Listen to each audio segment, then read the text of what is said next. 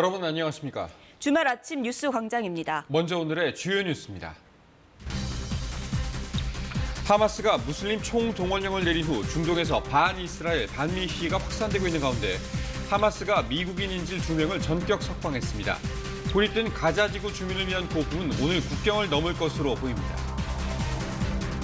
이스라엘에서 일본인 등 80여 명을 태운 일본 자위대 수송기가 오늘 새벽 도쿄에 도착했습니다. 탑승객 가운데 19명은 한국인과 그 가족인데 앞서 한국 측 도움을 받은 데 대한 일본 정부의 보답 차원이라는 분석입니다. 김승희 대통령실 의전 비서관이 자녀 학교 폭력 의혹이 제기된 지 7시간 만에 자진 사퇴했습니다. 앞서 윤석열 대통령은 의혹이 불거지자 김 비서관을 중동 순반당에서 배제하고 감찰 조사를 지시했습니다. 충남 서산의 한우 농가에서 일종 가축 전염병인 럼피스킨병이 발생했습니다. 국내에서 확인된 건 이번이 처음으로 전국 한우 농가 종사자와 차량에 일시 이동 중지 명령이 내려졌습니다. 주말인 오늘 강원 철원의 아침 기온이 0도, 서울 5도 등 올 가을 들어 가장 추운 날씨를 보이겠습니다. 네, 하마스가 무슬림 총동원령을 내린 이후 중동을 중심으로 반이스라엘, 반미 시위가 확산하고 있습니다. 가자지구 교회와 난민촌까지 이스라엘군이 무차별 공습한 가운데 하마스는 미국인 인질 2명을 석방했습니다. 김현주 기자가 보도합니다. 대형 팔레스타인기를 든 시위대가 거리를 활보합니다. 수천 명의 사람들이 팔레스타인을 지지하는 구호를 외칩니다. 하마스 1인자 이스마일 하니예가 무슬림 총동원령을 내린 이후 반이스라엘과 반미 시위는 중동 지역을 중심으로 빠르게 확산하고 있습니다. मामला नहीं है, कोई जमाती मामला नहीं है, ये मामला दीन का है। जैसे हम निकले ऐसे और भी लोग आए ताकि हम उनके साथ यूनिटी जाहिर कर सकें क्योंकि इत्तेहाद में बरकत है। 이에 앞서 현지 시각 19일 밤에는 피란민 500명이 대피해 있던 가자지구 북부 그리스 정교회가 이스라엘 공습을 받아 수많은 사상자가 발생했습니다. I am a Christian in Gaza. You are impossible informing Gaza. I am a Christian in Gaza and Muslim in Gaza. 북부 난민촌도 공습으로 20명 가까이 숨졌고 피란민 110만 명이 몰린 남부 지역에도 폭격이 계속되고 있습니다. 가자지구 보건부는 이스라엘의 공습으로 20일까지 최소 4,137명이 숨지고 13,100여 명이 다쳤다고 밝혔습니다. 이스라엘의 경우 1,400여 명이 숨진 것으로 집계돼 양측 사망자는 5,500여 명으로 늘었습니다. 이런 가운데 하마스는 억류 중인 미국인 인질 2명을 인도적 이유로 석방했다고 밝혔습니다. 풀려난 미국인 모녀는 유대 명절을 지내려고 이스라엘에 왔다가 지난 7일 납치된 것으로 알려졌습니다. 미국 바이든 대통령이 인질 석방에 대해 매우 기쁘다고 밝힌 가운데 이스라엘 매체는 인질 석방이 하마스가 지상전을 피하려는 속셈이라는 분석을 내놨습니다. KBS 뉴스 김현주입니다. 이스라엘의 봉쇄로 생필품과 의약품 공급까지 바닥나면서 상황은 더 극한으로 치닫고 있습니다. 현재 가자지구 주민들에게는 하루하루가 생사의 갈림길인데요. 유일한 생명줄인 이집트 국경 라파 통로는 오늘 열릴 것으로 보입니다. 이하경 기자입니다. 피란민들이 몰려든 가자 남부 칸 유니스의 시장입니다. 통조림처럼 조리를 안 해도 먹을 수 있는 식품은 거의 바닥이 났습니다. 그나마 구할 수 있는 건 날것으로 먹어야 하는 곡식뿐입니다. في كثير اشياء نقصت زي الطحينه اهم حاجه الطحين يعني يصير الرخيص اللي كان ممول الناس زي المصري مش موجود الغالي. 구호품을 실은 트럭 수백 대가 이집트 국경 라파 통로에서 대기 중이지만 아직 국경을 넘지 못했습니다. 도로 보수가 지연되면서 통로 개방은 당초 예상보다 하루 늦춰진 오늘쯤 가능할 걸로 유엔은 전망했습니다. 구호 물품이 들어가기 시작하더라도 통로가 계속 열려 있을지는 미지수입니다. 구호 물품이 민간인들에게 제대로 전달되지 않을 경우 통로는 언제든 다시 닫힐 수 있기 때문입니다. The Israelis have very serious concerns about the diversion of humanitarian assistance. They're worried that assistance that goes in will be diverted to Hamas. 1차로 들어갈 물품은 트럭 20대 분량의 물과 식량, 의약품입니다. 하지만 유엔은 가자지구 주민 약 200만 명을 지원하려면 하루 트럭 100대 분량은 필요하다는 입장입니다. 특히 가능한 한 빨리 가자 지구 안으로 연료가 공급될 수 있느냐가 관건입니다. But one of the most critical items which need to be added to that convoy is fuel.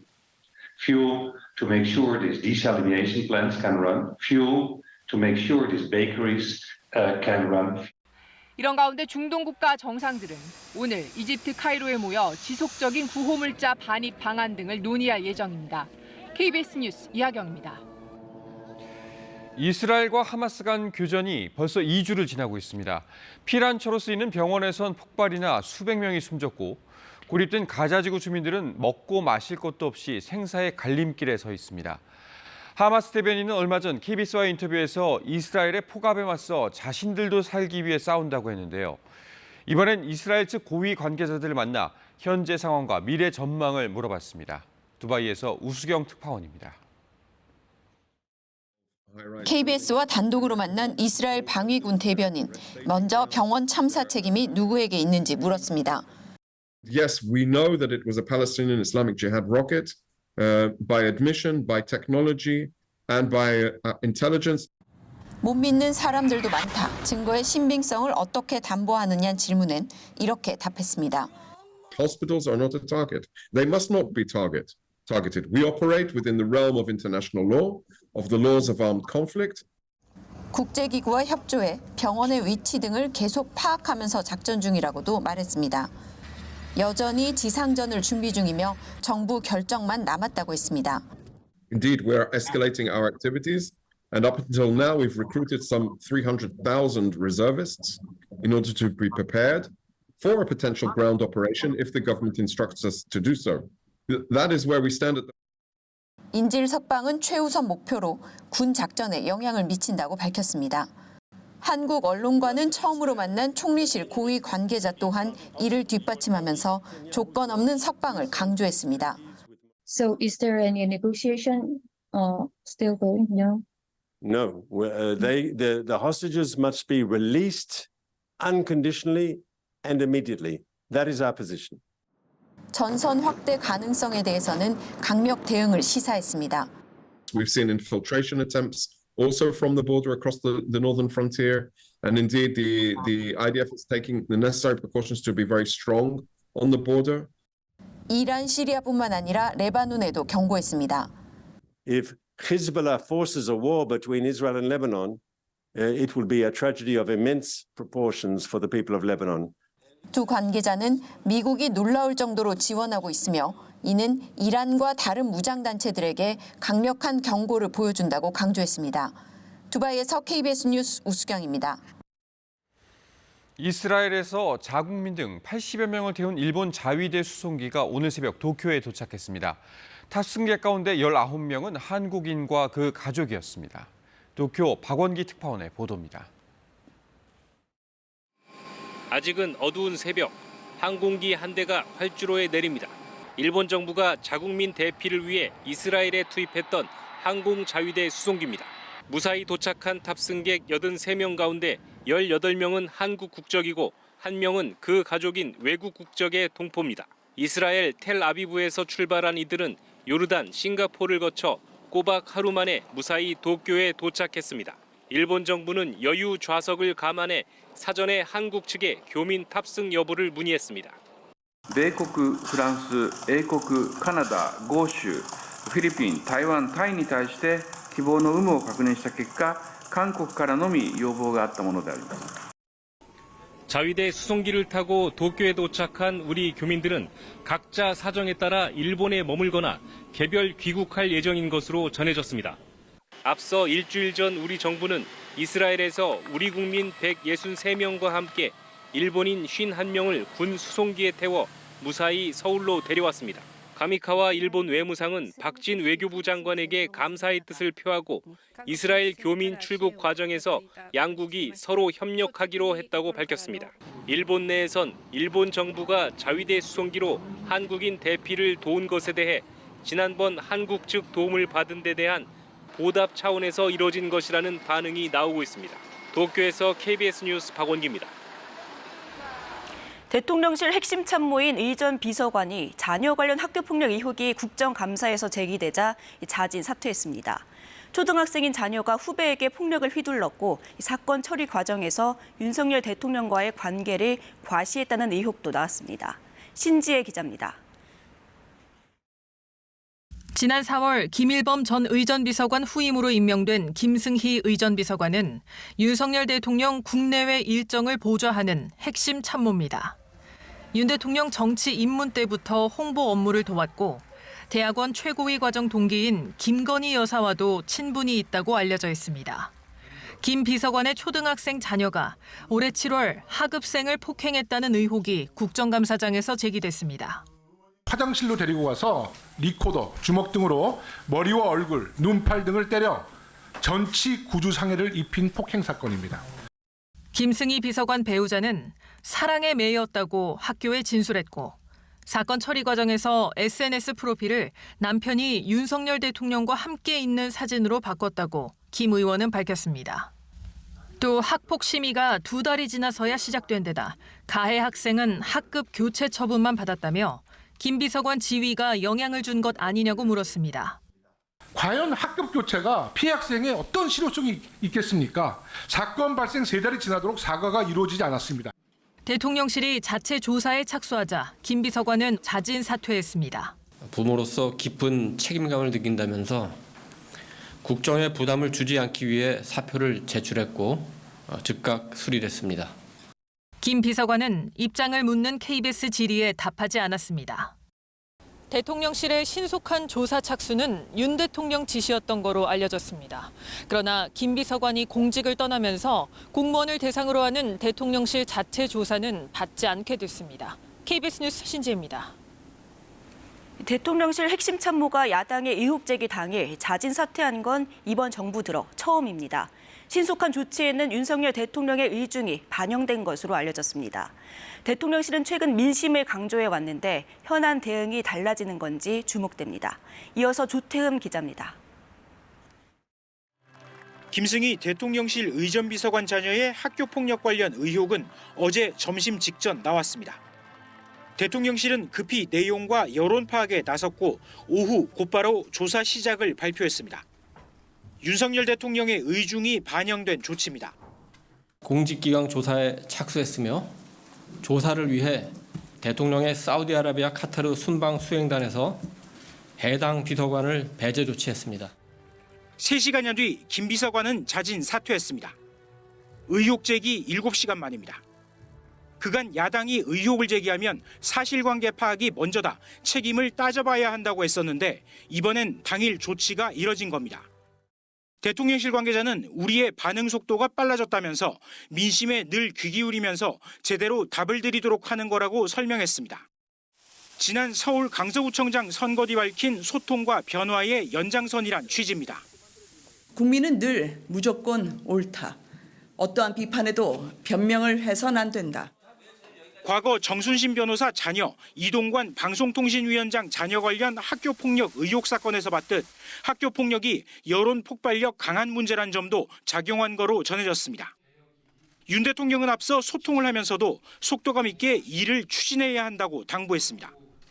의대 정원 확대와 대법원장 지명 등 현안 처리 방법에서 소통과 변화가 어느 정도인지 확인할 수 있을 걸로 보입니다.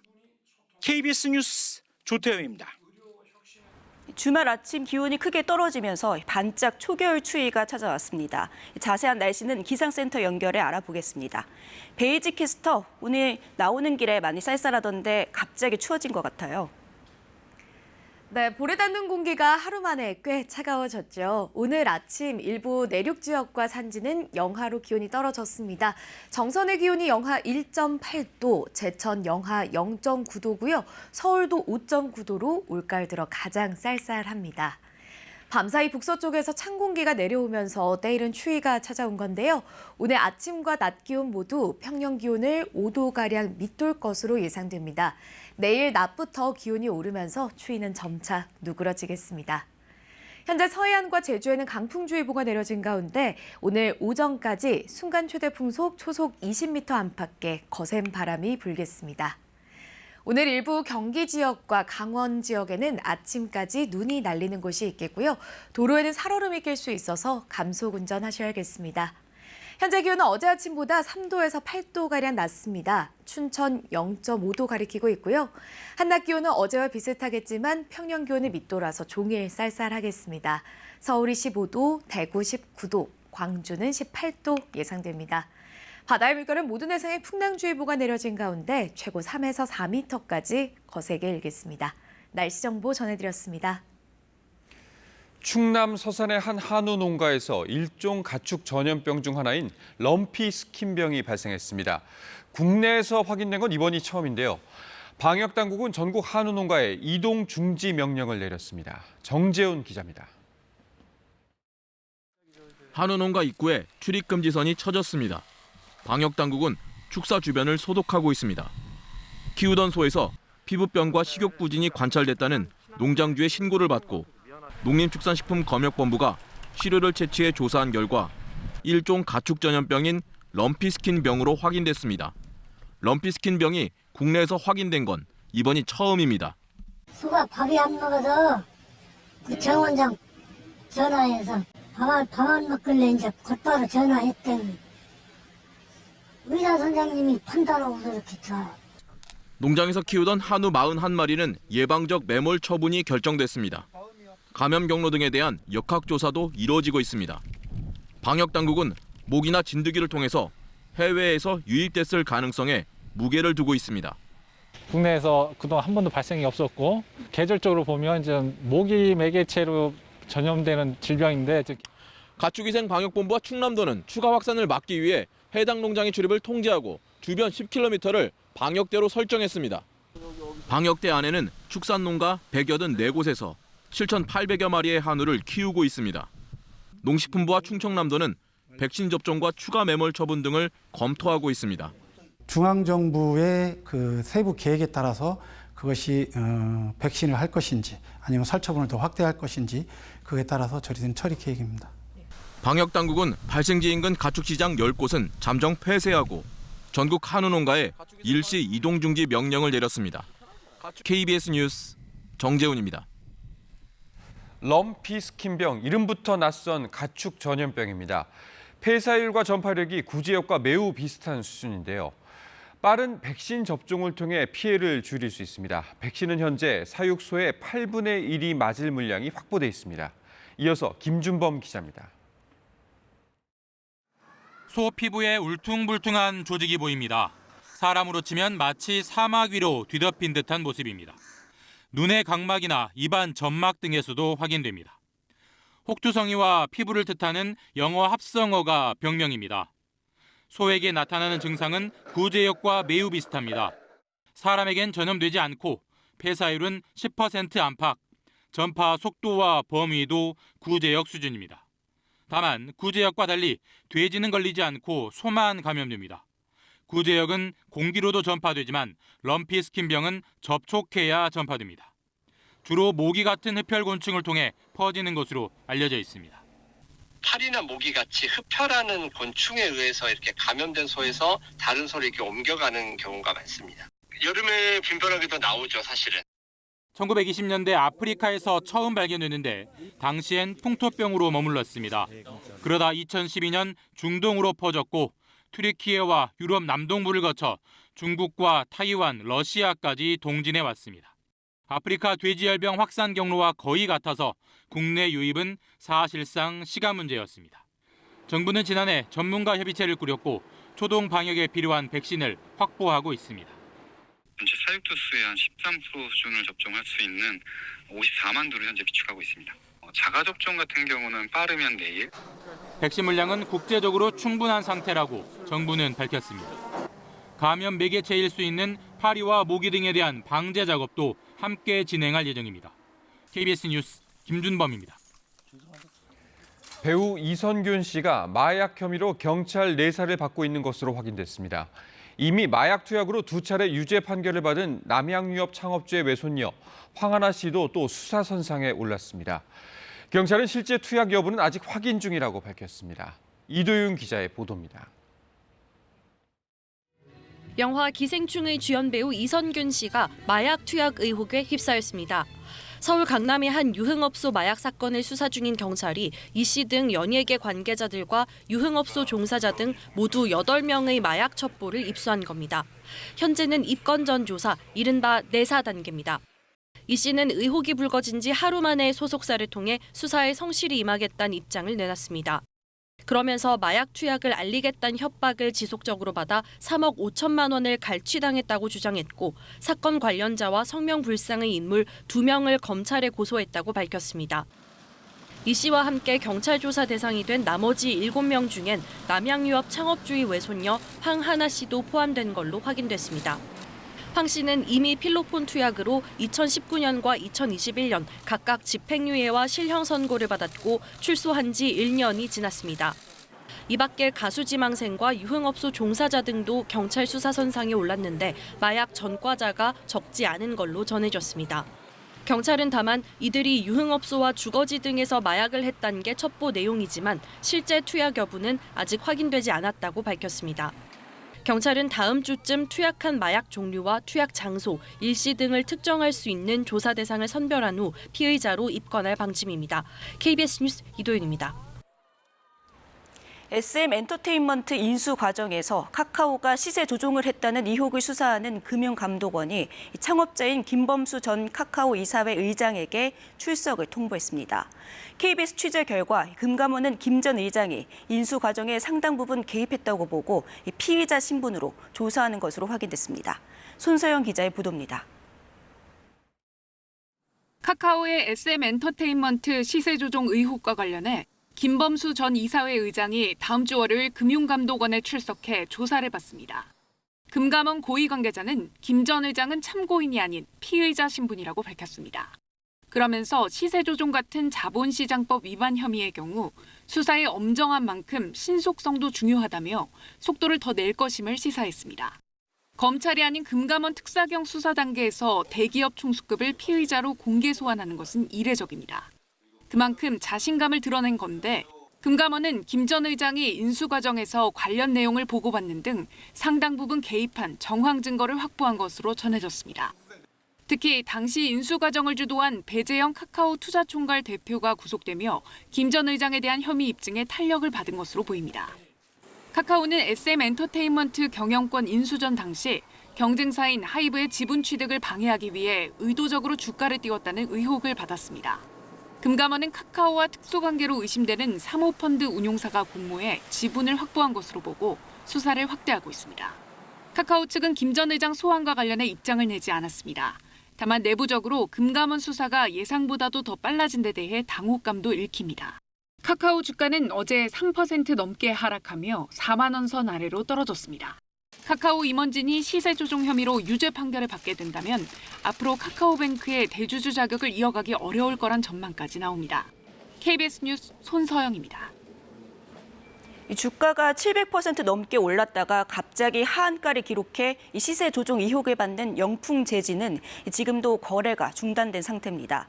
이들 주가를 조작한 혐의를 받는 피의자들이 구속됐습니다. 김덕훈 기자가 보도합니다.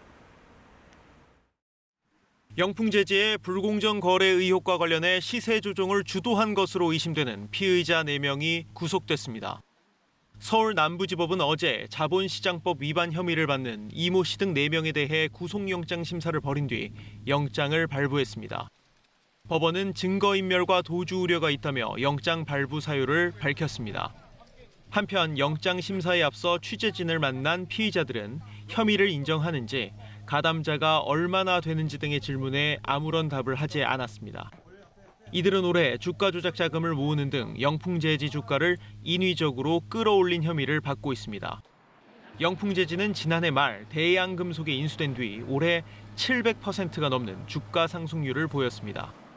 그러나 지난 18일 개장과 동시에 30% 폭락해 하한가를 기록했습니다. 영풍재지의 최대 주주 대양금속의 주가도 같은 날 하한가에 진입해 두 종목 모두 거래가 중단된 상태입니다. 검찰은 시세 조종 가담자들의 체포 사실이 알려지자 공범들이 개장과 동시에 주식을 대거 팔아치우면서 벌어진 일로 보고 있습니다. 앞서 금융당국은 지난 8월 영풍재지의 이상거래 정황을 포착해 검찰에 통보했고 검찰은 폭락 하루 전인 지난 17일 이 씨 등을 체포하고 주거지 등을 압수수색했습니다. 한편 대한금속 측은 회사나 관계자가 압수수색을 받은 사실이 없다며 검찰이나 금융당국에서 불공정 거래 의혹과 관련해 통보받은 사실도 없다고 전했습니다. KBS 뉴스 김덕훈입니다. 오늘 새벽 1시 반쯤 강원도 횡성군의 한 주택에서 불이 났습니다. 불은 3시간 만에 꺼졌지만 집주인 77살 A씨가 숨졌고 주택 한 동이 모두 불에 탔습니다. 경찰과 소방당국은 정확한 사고 원인을 조사하고 있습니다. 이어서 한국도로공사 연결해 주말 아침 교통 상황 알아보겠습니다. 날씨가 쌀쌀하긴 하지만 가을 나들이 계획하는 분들이 많으시죠. 설악산과 오대산 등 강원권의 단풍은 절정기에 접어들었습니다. 이번 주말 찾는 분들이 더 많겠는데요. 고속도로 교통량도 지난주보다 더 많아지겠고요. 특히 오늘은 오전 11시 대가 가장 혼잡할 것으로 보입니다. 아예 점심 식사를 하고 출발하신다면 한결 상황이 좋아지니까 미리 참고하시면 도움이 되겠습니다. 확실히 강원권으로 이동하는 길 벌써 곳곳으로 정체가 시작되는데요. 60번 서울 양양간 고속도로 외곽 쪽은 화도 부근에 승용차 관련 사고가 나 6km 구간 영향을 받습니다. 52번 광주 원주간 고속도로 초월 부근은 원주 쪽 2km 구간 막히고요. 50번 영동선이 가장 힘듭니다. 군포에서 부곡, 용인에서 양지터널까지 아직은 경기권 위주로 속도가 떨어집니다.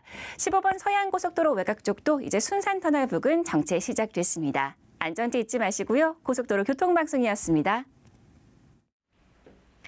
오늘 나들이 가신다면 옷차림은 따뜻하게 하셔야겠습니다. 올가을 들어 가장 쌀쌀한데요. 서울의 아침 기온 5.9도로 올가을 들어 가장 기온이 낮고요. 일부 지역은 영하로 기온이 떨어지기도 했습니다. 정선의 아침 기온 영하 1.8도, 제천은 영하 0.9도로 출발했습니다. 때이른 추위에 오늘 초겨울을 미리 보는 것 같은 느낌도 들겠는데요. 서울의 아침 기온과 낮 기온 모두 평년 기온을 5도가량 밑돌겠습니다. 이 추위는 내일 낮부터 기온이 오르면서 점차 누그러지겠습니다. 오전까지 서해안 지역과 제주에는 강풍주의보가 발효 중인 가운데 바람이 매우 거세게 불겠습니다. 또 아침까지 경기 일부 지역과 강원 지역에는 눈이 날리는 곳도 있으니까요. 도로 살얼음도 주의하셔야겠습니다. 현재 기온 어제 아침보다 3도에서 8도가량 낮습니다. 낮 기온은 어제와 비슷해 종일 쌀쌀하겠습니다. 바다의 물결은 모든 해상에 풍랑주의보가 내려진 가운데 최고 3에서 4m까지 높게 일겠습니다. 당분간 일교차 큰 날씨는 계속되겠습니다. 날씨 정보 전해드렸습니다. 신협에서 또 직장 내 괴롭힘 사건이 발생했습니다.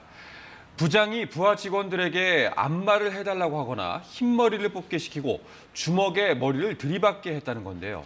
신협 중앙회는 일단 직장 내 갑질 논란에 조직문화혁신추진단까지 만들었지만 또 불거진 괴롭힘 사건에 가벼운 징계만 내렸습니다.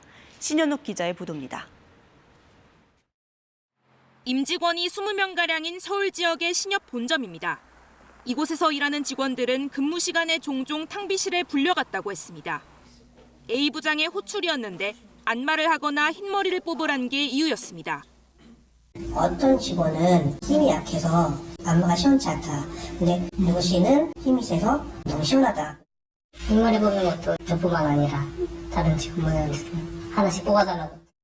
업무 실수를 했을 땐 고객 앞에서 모욕적으로 질책하기도 했습니다. 실수를 하거나 했을 시에 군대에서도 안 하는 50kg, 100kg 박아라. 금융실명제를 위반하란 업무 지시를 한 경우도 있었습니다. 자신과 친한 고객들의 금융 업무를 대신 처리해주게 한 겁니다. 홍길동이라는 이름을 찾아서 예금 제치해서 이자는 어디로 보내라. 전표 뒷면에 저희가 한 게 아니고 부장이 시켜서 했습니다. 갑질과 부당한 지시가 반복되자 결국 직원 절반 이상이 뜻을 모아 노동청 등에 신고를 했습니다. 하지만 6개월에 걸친 신협중앙회 감사 결과는 감봉 3개월. 직원 괴롭힘 등이 인정된다면서도 경징계에 그친 겁니다. 폭력까지는 없었던 거죠. 가해자가 또 남직원이었다 모르는데 또 여직원이고. 그리고는 위법한 지시를 따른 직원들에게도 경고 처분을 내렸습니다. 가해자와 피해자가 똑같은 징계를 받는다는 거는 저는 생각을 못했어요. A 부장은 취재진을 만나 직장 내 괴롭힘 의혹을 부인했습니다. 피해 직원들하고 주장하는 게 너무 이게 틀리기 때문에 제가 굳이 오늘 들을 말씀은 없어요. 고용노동부 관악지청은 별도 징계위원회를 꾸리라고 행정지도했지만 해당 신협은 이행하지 않았고 과태료 160만 원을 부과받았습니다. KBS 뉴스 신현욱입니다. 지역 농협에서도 직장 내 갑질 논란이 끊이질 않습니다. 이번엔 경기도의 한 지역 농협장이 무려 7년에 걸쳐 직원에게 자신의 별장 잡초를 깎으라고 시키는 등 갑질을 했다는 의혹이 불거졌습니다. 정혜주 기자의 보도입니다. 경기도 김포의 한 농협 조합장과 직원 간 SNS 대화입니다. 조합장이 사진을 보내면서 풀이 많더라고 하자 직원이 확인하겠다고 답합니다. 사진 속 장소는 조합장의 개인 별장입니다.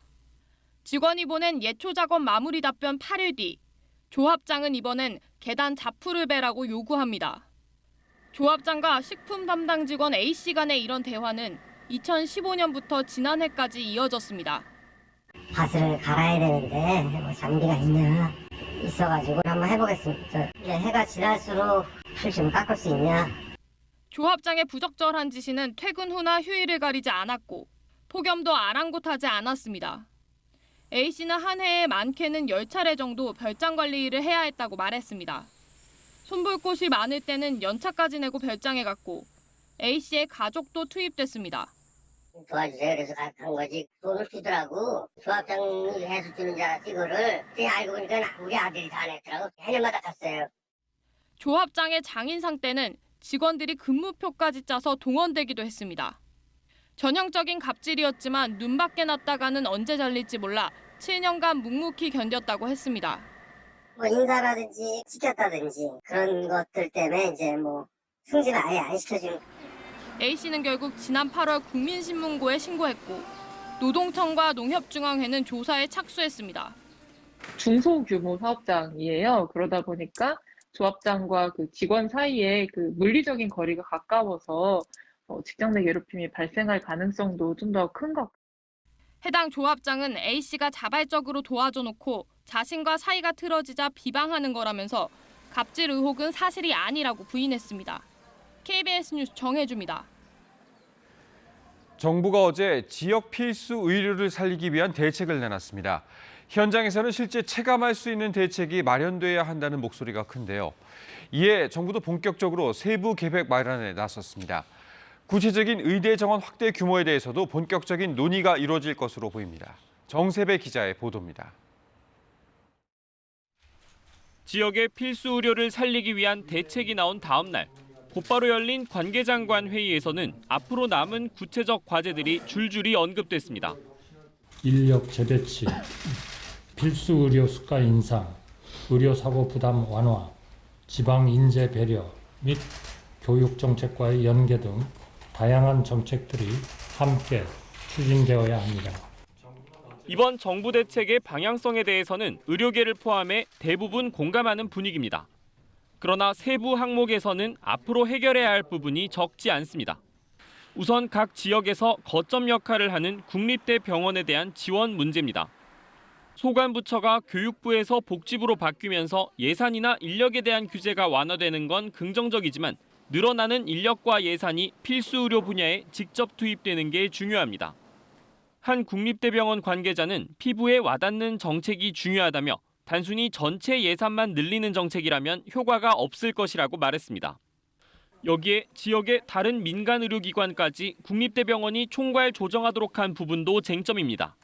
국립대병원의 권한을 지금보다 늘리겠다는 게 정부 방침이지만 경쟁자인 민간병원이 협력에 참여할 수 있도록 유인을 제공하고 정부의 적극적인 관여도 필요하다는 의견입니다. 현실적으로 국립대병원 중심으로 병원들이 참여하게 만들 수 있는 기전이 있어야 되거든요. 네. 실질적인 권한과 책임은 시도에 있어야 한다는 거죠. 여기에 핵심인 인력 확보는 전공의 지역 수련을 늘리는 것부터 반발에 부딪힌 상황이어서 본격적인 의대 정원 논의에서도 난관이 예상됩니다. KBS 뉴스 정세배입니다. 정부는 국립대 병원을 거점화하고 의대 정원을 늘려 지역 필수 의료를 살리겠다고 했지만 상당한 기간이 걸릴 것으로 보입니다. 따라서 지역의 필수 공공의료를 책임지고 코로나 때 거점 병원 역할을 했던 전국 35곳의 지방의료원이 제 역할을 할 수 있도록 지원하는 것도 중요하다는 지적이 나옵니다. 지방 의료원들의 현실과 바람을 들어봤습니다. 정재우 기자의 보도입니다. 인천의료원의 인공신장실은 2년 넘게 불이 꺼져 있습니다. 하루 70명의 환자가 투석할 수 있는 시설인데도 한 명뿐인 신장내과 전문의가 나간 뒤 대체 의사를 구하지 못했습니다. 이건 안 하면 돌아가시거든요. 이 일을 안 하면. 근데 의사가 없어서 못 돌리고 있다는 얘기는 공공의료기관에서 할 수 있는 굉장히 필수적인 부분이 빠졌다는 거는. 전국 35곳의 지방의료원 중 23곳이 의사가 없어 이런 필수 과목 등을 진료하지 못하고 있습니다. 의사 연봉이 뛰면서 이직도 잦아졌습니다. 따르릉 하고 전화 오면 가슴이 덜컥 내려앉아요. 또 그만두려고 그러나? 이건 제가 하는 얘기가 아니라 대학교 병원장들도 하는 얘기예요. 경기도의료원 소속 한 병원에선 최근 응급의학과 등 의사 5명이 한꺼번에 퇴사를 결정했습니다. 병원이 위태한 지경입니다. 공고를 내도 오지도 않고 그래서 종합병원을 유지할 수 있을까라고 걱정할 수 있을 만큼 의대 정원이 늘더라도 이들을 필수 의료 쪽으로 유도하는 게 중요하다고 강조합니다. 미용이나 성형하는 데는 너무 많이 빠져버리면 그러면은 안 되잖아요. 지역 의사제나 아니면 공공의대나 이렇게 해서 어쨌든 의사들이 필수 의료를 담당할 수 있는. 문제는 의대 정원이 늘어도 실제 지역 의료 현장에 투입되려면 10년 넘게 걸린다는 점입니다. 이미 지방 의료원들은 5, 60대 의사도 구하기 어렵습니다. 50대만 해도 젊고요. 대학병원이야 나이 드셔도 할 수 있는 게 레지던트도 받쳐주고 인턴도 받쳐두고 근데 여기는 혼자 스스로 결정을 해야 되는 거예요. 지방의료원의 필수 의료 붕괴를 막기 위한 응급 대책도 시급해 보입니다. KBS 뉴스 정재우입니다. 중국이 2차 전지의 핵심 광물인 흑연에 대해 수출을 통제하겠다고 밝혔습니다. 수출을 금지하는 건 아니지만 흑연은 중국 의존도가 워낙 높아서 자칫 공급 차질이 생길까 우리 업체들은 긴장하고 있습니다. 민정희 기자가 보도합니다. 중국 정부가 흑연 물품 임시 수출 통제 조치를 발표했습니다. 수출 통제 대상은 고순도, 고강도, 고밀도 인조 흑연재와 제품 등 9개 품목입니다. 오는 12월 1일부터 적용됩니다. 이에 따라 앞으로 중국에서 흑연을 수출하는 사업자는 해당 품목을 수출할 때 중국 정부의 허가를 받아야 합니다. 중국 상무부는 일부 흑연 품목들이 군수용으로 전환될 수 있다고 보고 통제 목록에 넣었다며 특정 국가를 겨냥한 것은 아니라는 입장을 내놨습니다. 문제는 2차 전지 음극재의 핵심 광물인 흑연을 사실상 중국이 장악한 상태라는 점입니다. 우리나라는 지난해 기준으로 흑연 수입량의 93% 이상을 중국에 의존하고 있습니다. 포스코 계열사가 탄자니아 등에서 흑연 조달을 추진 중이지만 몇 년 이후에나 가능해 당장 대체 공급처를 찾기도 힘듭니다. 정부와 업계는 수출 금지가 아닌 허가인 만큼 당장 미칠 영향은 제한적일 것으로 보고 있습니다. 하지만 흑연 조달 기간이 늘어날 수 있고 공급량이 줄면 2차 전지 생산에도 차질을 빚을 수밖에 없습니다. 업계는 재고 파악과 함께 조치가 적용되는 12월 1일까지 추가 재고를 확보하는 방향으로 초기 대응을 계획을 하고 있습니다. 이번 조치는 지난 18일 미국의 대중국 반도체 수출 통제 추가 조치에 대한 맞불 성격이 강한 만큼 중국이 다른 핵심 광물로 전선을 확대할 가능성에 대한 우려도 나오고 있습니다. KBS 뉴스 민정입니다. 북한이 개성공단을 무단 가동하는 정황이 알려지면서 정부가 법적 대응을 검토 중인 가운데 북한이 무단 가동하는 공장 20여 곳이 위성 사진에 포착됐습니다. 북한은 특히 스마트폰과 자동차 부품 등을 생산하는 공장을 활발하게 가동하는 것으로 확인됐습니다. 김경진 기자가 보도합니다. 지난 2016년 문을 닫은 북한 개성공단입니다. 미국 나사가 운영하는 랜셋 열적외선 위성과 대조해 들여다봤습니다. 주변보다 4에서 5도가량 높은 온도가 감지돼 붉은색과 보라색으로 표시된 공장은 모두 20여 곳. 공장이 가동되며 열을 내고 있다는 뜻입니다. 북한이 가장 활발하게 가동한 공장은 스마트폰과 자동차 부품 등 전자정밀 부품업체와 밥솥 등 전기제품 생산업체였습니다. 섬유와 의류, 신발, 침구, 문구, 주방용품 같은 제조업 공장에서도 가동 정황이 포착됐습니다. 유난히 빨간색을 보이는 곳이 매우 활발하게 가동되는 곳이고요. 옅은 보라색도 시설 가동을 시사하는데요. 8월부터 10월까지 지속적인 가동 정황이 확인됩니다. 가동 정황이 감지된 공장은 올 초까지만 해도 4곳 정도.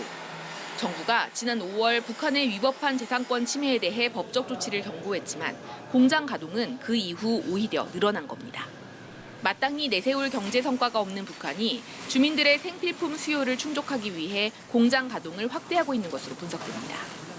밤에 불이 켜진다든지 여러 가지 또 트럭이 움직인다든지 이제 그런 것들은 저희들이 확인하고 있고 북한이 불법적으로 일부 공장을 가동하고 있는 것만큼은 분명해 보입니다. 개성공단에 모든 자산을 남겨두고 내려온 우리 기업은 모두 123곳. 정부는 북한의 무단 가동과 관련한 사실관계를 수집해 조만간 법적 조치를 취할 것이라고 밝혔습니다. KBS 뉴스 김경진입니다. 한강의 기적으로 불리는 대한민국 경제 발전의 배경에는 용수 공급을 담당했던 소양강 댐을 빼놓을 수 없습니다. 하지만 그 이면에는 수몰로 고향을 잃은 지역 주민 18,000여 명의 가슴 아픈 사연이 있는데요. 댐 축조 50년 만에 이들을 위로하는 망향비가 세워졌습니다. 이유진 기자의 보도입니다. 강원도 춘천시 조교리에서 나고 자란 기현옥 씨. 소양강 댐에 오르면 가슴이 먹먹해집니다. 쪽배를 타고 가던 사전국민학교, 친구들과 뛰놀던 강변까지 어린 시절 추억은 생생한데 손가락이 가리키는 곳엔 푸른 물결뿐입니다. 여기 소양강 댐이 무너져야 우리 만날 수 있는 그런 내 고향이잖아요. 이제 그건 영원히 갈 수도 없고 볼 수도 없는 그런 고향인 거죠. 소양강 댐은 1973년 준공됐습니다. 경부고속도로, 서울 지하철 1호선과 함께 대한민국 경제 발전을 이끌었습니다. 하지만 29억 톤의 물을 담는 초대형 댐이 생기면서 춘천, 양구, 인제 지역 38개 마을이 물속에 잠겼습니다. 18,000여 명의 주민이 정든 고향을 떠나야 했습니다. 댐 준공 50년이 흘러서야 이들을 위로하는 망향비가 세워졌습니다. 내린천과 인북천이 만나 소양강을 이루는 모습을 본떴습니다. 망향비에는 조교리, 월곡리, 오항리, 사라진 마을의 이름이 오롯이 새겨졌습니다. 뒤늦게 망향비가 세워졌지만 실향민의 슬픔을 달래기엔 아쉽습니다. 망향비가 50년이 지난 뒤에 건설됐는데 다른 댐들 가보십시오. 다 만들어져 있고 주기적으로 좀 애환을 달래줄 수 있는 이런 사회적 합의 또 시스템들이 좀 갖춰졌습니다. 소양강 댐 준공 50주년. 댐 주변 지역에 남은 실향민과 주민들의 슬픔과 피해를 새롭게 들여다볼 때라는 목소리가 나옵니다. KBS 뉴스 이유진입니다. 교육당국의 조사로 교육활동 침해 사안이 확인됐던 의정부 호원초 고 이영승 교사가 정부로부터 순직 판정을 받았습니다. 이 교사에게 악성 민원을 제기했던 학부모들에 대한 수사는 여전히 진행되고 있습니다. 임명규 기자가 보도합니다. 서희초 사건 이후 뒤늦게 세상에 알려진 고 이영승 교사의 죽음. 숨진 지 2년 만에 이 교사가 명예를 회복할 수 있게 됐습니다. 사흘 전 인사혁신처에서 이 교사에 대한 공무원 재해보상심의회가 열렸는데 여기서 순직 결정이 난 겁니다. 침해라고 뚜렷이 나왔기 때문에 객관적으로 침해가 있다라는 표현을 하셨기 때문에 승인이 될 거라 봤고, 이 교사는 경기 의정부 호원초등학교에 근무하다 2021년 20대 중반 나이에 스스로 목숨을 끊었습니다. 당시 학교는 교육청에 추락 사고라고만 보고했습니다. 하지만 유족 측은 학부모 민원에 시달리다 사망한 것이라고 주장했습니다. 경기도 교육청이 조사에 나섰고 학부모 3명으로부터 악성 민원에 시달린 사실이 밝혀졌습니다. 담임을 맡았던 반의 한 학생이 수업 시간에 페트병을 자르다 손등을 다친 일로 해당 학부모의 민원에 시달렸고, 이 교사는 치료비 명목으로 매달 50만 원씩 8개월 동안 모두 400만 원을 송금한 것으로 조사됐습니다. 다른 학부모 2명은 자녀 출석 처리 문제로 394건의 문자 메시지를 주고받거나 훈육 방식 등에 대해 지속적으로 민원을 제기한 것으로 드러났습니다. 조사 결과가 나온 뒤 경기도 교육청은 유족의 순직 절차 진행을 도왔습니다. 이 교육 활동이야말로 이건 정말 공적 활동이고, 그래서 정당한 교육 활동은 이 기관이 보호를 해야 된다, 국가가 보호해야 한다 하는 메시지를 확실하게 주는 저는 이게 전기가 될 수 있다고 생각합니다. 유족에게는 많지 않은 순직 유족 급여가 지급됩니다. 악성 민원을 제기한 것으로 조사된 학부모 3명은 교육 활동을 침해한 업무 방해 혐의로 경찰 수사를 받고 있습니다. KBS 뉴스 임명규입니다. 스포츠 브리핑입니다. 프로농구 인삼공사는 올 시즌부터 팀명을 정관장으로 바꿨는데요. 정관장은 오늘 개막전부터 지난 시즌 챔프전에서 명승부를 펼쳤던 SK 나이츠와 만납니다. 정관장 우승의 주역 오세근 선수가 SK로 이적하면서 이른바 오세근 매치가 성사됐습니다. 문영규 기자의 보도입니다. 지난 시즌 챔프전 MVP까지 받으며 우승의 1등 공신이었던 오세근은 불국 몸담았던 정관장을 떠나 SK에 새 둥지를 틀었습니다. 개막전 대비 훈련을 위해 오세근은 SK 유니폼을 입고 나서 처음으로 추억이 가득한 안양체육관을 찾았습니다. 이상할 것 같았는데 익숙한 느낌이어서 딱히 이상하진 않았고, 하지만 로고나 이런 게 많이 바뀌어 있어서 그런 게 조금 어색한 것 같습니다. 오세근은 첫 경기부터 친정팀을 상대하게 된 만큼 복잡한 신경을 드러내면서도 필승을 다짐했습니다. 아직까지는 잘 모르겠고요. 경기장에 와서 좀 분위기를 느껴봐야 될 것 같고, 또 경기를 뛰면은 뭔가 좀 다른 기분이 들지 않을까 생각합니다. 무조건 이겨야죠. 중앙대의 52연승 신화를 이끌었던 오세근, 김선영 콤비를 품에 안은 SK는 개막전부터 화끈한 공격농구를 선보일 것으로 기대됩니다. 반대로 오세근을 떠나보내며 전력이 약화된 정관장 김상식 감독은 옛 제자 오세근 맡기에 총력을 기울일 각오입니다. 굉장히 영리한 선수고요. 속공의 참여도가 굉장히 높습니다. 생각보다. 어느 하나 소홀히 할 수 없는 상황이고요. 하여튼 다 막아야 될 상황인 것 같습니다. 올 시즌 프로농구는 SK와 최준용을 영입한 슈퍼팀 KCC가 2강으로 뽑히는 가운데 오늘 개막전부터 약 5개월간의 정규리그에 돌입합니다. KBS 뉴스 문영규입니다. 프로야구에서는 정규리그 3위를 두고 경쟁했던 SSG와 NC가 결국 준플레이오프에서 맞붙게 됐습니다. 본격적인 가을 야구의 시작, 준플레이오프 1차전은 내일 인천에서 펼쳐집니다. 허솔지 기자입니다. 시즌 막판까지 치열했던 3위 싸움에서 마지막에 웃었던 SSG와 와일드카드 결정전을 단 한 경기로 통과한 NC. 올 시즌 정규 시즌에서도 상대 전적 8승 8패로 팽팽했던 두 팀이 준플레이오프에서 만납니다. 포스트 시즌에서 만난 건 2017년 와일드카드 결정전 이후 두 번째. 당시 NC에 패하며 탈락했던 SSG는 6년 만에 서력도 노립니다. 준플레이오프 직행으로 다소 시간을 번 만큼 휴식과 훈련으로 컨디션을 조절한 SSG는 가을 야구 경험이 많은 김광현과 한유섬 등 베테랑들의 활약에 기대를 걸고 있습니다. 작년에 큰 경기를 해봤고 거기에 베테랑 선수들 많고 하니 페넌트 레이스의 하나의 이어가는 과정이다라고 생각하고 경기에 임했으면 좋겠습니다. 반면 NC는 와일드카드 결정전에서 맹활약을 펼친 젊은 선수들을 앞세워 분위기를 이어간다는 각오입니다. 여기에 타격왕, 손아섭 등과 신구 조화도 더해진다면 NC의 업셋도 가능하다는 평가입니다. 한 고비는 넘겼으니까요. 또 준플레이오프에 가서 우리 지금 선수들 한마음 한뜻 잘 모아서 또 겁짐없이 또 좋은 경기 할 수 있도록 하겠습니다. 다만 NC로선 부상에서 회복 중인 패디를 언제 등판시킬지 고민입니다. 그리고 갑자기 추워진 날씨는 두 팀 모두에게 변수가 될 수 있습니다. 오전 3선승제의 준플레이오프, 그 출발이 될 1차전은 내일 SSG의 홈인 인천에서 펼쳐집니다. KBS 뉴스 허솔지입니다.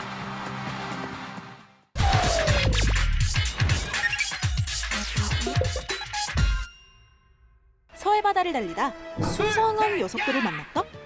넉넉한 코평수를 보니 수달 같기도 하고 온몸을 뒤덮은 점박이 무늬를 보면 표범도 떠오르는데요. 이 친구 바다 표범이라고도 불리는 물범의 한 종인 점박이 물범입니다. 해양 포유류에는 물범, 바다사자, 해달, 물개 등등 여러 종류가 있지만 우리 바다에 이렇게 수백 마리씩 털을 잡고 사는 건 고래를 제외하면 물범이 유일합니다. 물범은 인천 최북단인 백령도에 300여 마리가 집단 서식하고요. 요 몇 년 사이엔 충남 서산 가로림만에서도 대여섯 마리가 관찰되고 있습니다. 또 종종 제주도나 동해에서도 한 마리씩 떠도는 모습이 포착되기도 하죠. 특히 올해는 조사 이래 역대 최대인 324마리가 백령도에서 관찰됐다고 하는데요. 이런 물범들을 이달이 지나면 우리 바다에선 잠시 볼 수 없다고 합니다. 그 이유가 뭔지 또 우리나라에 섬이 3,000개가 넘는데 왜 하필 백령도에만 이렇게 떼지어 사는 건지, 지금 가면 직접 볼 수 있는 건지 잠시만 이따 알아보기로 하고 일단 물범 좀 자세히 봐볼까요? 아까 경계하고 도망치던 모습과 달리 물속에선 마치 같이 놀자는 듯 가까이 다가오는 물범. 하루에 수십 번씩 바다와 무트로 오가며 바다에선 사냥하고 무트에선 휴식을 취하는데요. 근데 쉬는 모습을 보면 너희 안 좁니? 물범은 바닷속에선 빠른데 비해 육상에선 그래서 굳이 해안까지 오기보다는 좁더라도 바다를 오가기 편한 작은 바위에서 쉴 때가 많습니다. 게다가 피부가 서로 달라붙는 걸 싫어해서 이렇게 퍼스널 스페이스도 지킨다네요. 비좁아도 백령도를 찾는 이유, 일단 물범이 좋아하는 노래미를 비롯해 먹이가 풍부하고요. 아주 가끔 백상아리가 출몰하긴 하지만 기본적으로는 천적이 없어서라고 합니다. 백령도를 찾는다고 한 건 물범들이 계절을 따라 이동하기 때문인데요. 백령도의 물범들은 10월쯤 번식을 위해 중국 랴오동 반도로 갑니다. 여기 이 유빙 위에서 새끼를 낳거든요. 그리고 봄이 오면 새끼를 데리고 다시 백령도를 찾아오죠. 1940년대까지만 해도 이 일대에 서식하던 물범은 약 8,000마리. 하지만 어류 남획으로 물범의 먹이가 줄어들고 수온이 상승해 물범이 서식할 수 있는 영역이 좁아지면서 지금은 1,000여 마리 정도 남은 걸로 추정되는데요. 이 중 300여 마리가 매년 백령도를 찾는 겁니다. 가장 많은 물범이 머무는 이 바위는 아예 물범바위라고 이름이 붙었고요. 지난 2014년엔 물범이 인천 아시안게임 마스코트가 되면서 백령도를 넘어 국제대회의 상징이 되기도 했습니다. 게다가 올해부턴 인천광역시 마스코트도 물범으로 바뀌었죠. 그런데 백령도 특산물인 까나리와 노래미, 화필이면 물범들도 얘네를 주식으로 삼는 겁니다. 어민들은 애물단지로 보죠. 어망투석 찢어놓고 똥말 들어가 있는 놀래미들 꺼내고 근데 어떡하겠냐고 저는. 뭐 쟤네들도 그 물고기를 잡아먹고 살아야 되니까 서로가 공생하면 살아야죠. 이 지역은 NLL 근처라 어업 활동에 제한이 많은 데다가 중국 어선도 때때로 활개를 쳐 골치인데 물범까지 고기를 털어가 버리니 어민들 입장에선 속이 쓰리기도 하겠죠. 그래도 보호종이라는 인식이 확산되면서 물범과 공존하기 위한 노력이 이어지고 있는데요. 일단 이 지역 물범은 매년 전수조사를 합니다. 상당히 독특한 방법을 쓰는데 이렇게 뺨에 있는 점박이 무늬를 보고 일일이 개체를 식별하는 겁니다. 마치 사람 지문처럼 물범의 무늬도 전부 다 다르다네요. 물범은 수명이 30년가량 되기 때문에 이렇게 한 개체가 10년 뒤에 또 관찰되기도 합니다. 이 밖에도 물범 서식 환경 개선을 위해 해양 쓰레기 줍기, 인공 쉼터 조성 등의 프로젝트도 이뤄지고 있고요. 한편으론 주민들과 물범들이 평화롭게 공존할 수 있도록 생태 관광 프로그램도 운영하고 있는데요. 멀리서 망원경을 통해 물범도 직접 관찰하고 백령도를 여행하면서 지역 경제에도 기여할 수 있게 한 거죠. 우리가 잘 몰랐던 서해바다 터줏대감 물범. 이제 슬슬 북쪽으로 올라갈 텐데 씩씩하게 겨울나고 내년에도 건강한 모습으로 만나자. 감기 조심하셔야겠습니다. 갑자기 기온이 큰 폭으로 떨어졌는데요. 오늘 아침 일부 내륙 지역과 산지는 영하로 기온이 떨어지기도 했습니다. 정선의 아침 기온 영하 1.8도, 제천 영하 0.9도로 출발했고요. 서울도 5.9도로 올가을 들어 가장 쌀쌀합니다. 오늘 서울은 아침과 낮 기온 모두 평년 기온을 5도가량 밑돌면서 초겨울 추위가 반짝 찾아오겠습니다. 내일 낮부터는 기온이 오르면서 추위가 점차 누그러지겠습니다. 현재 서해안 지역과 제주도, 울릉도와 독도에는 강풍주의보가 발효 중인데요. 오전까지 순간 최대 풍속 초속 20m 안팎의 거센 바람이 불겠습니다. 시설물 피해 없도록 주의하셔야겠습니다. 또 아침까지 경기 내륙 지역과 강원 일부 지역에는 눈이 날리는 곳도 있겠습니다. 현재 기온은 어제 아침보다 3도에서 8도가량 낮습니다. 원주가 4.1도, 세종 3.8도 가리키고 있고요. 한낮 기온은 어제와 비슷하겠지만 종일 쌀쌀하겠습니다. 날씨 정보 전해드렸습니다. 하마스가 무슬림 총동원령을 내린 후 중동에서 반이스라엘 반미 시위가 확산되고 있는 가운데 하마스가 미국인인질 2명을 전격 석방했습니다. 골이 뜬 가자지구 주민을 위한 고품은 오늘 국경을 넘을 것으로 보입니다. 이스라엘에서 일본인 등 80여 명을 태운 일본 자위대 수송기가 오늘 새벽 도쿄에 도착했습니다. 탑승객 가운데 19명은 한국인과 그 가족인데 앞서 한국 측 도움을 받은 데 대한 일본 정부의 보답 차원이라는 분석입니다. 김승희 대통령실 의전 비서관이 자녀 학교 폭력 의혹이 제기된 지 7시간 만에 자진 사퇴했습니다. 앞서 윤석열 대통령은 의혹이 불거지자 김 비서관을 중동 순반당에서 배제하고 감찰 조사를 지시했습니다.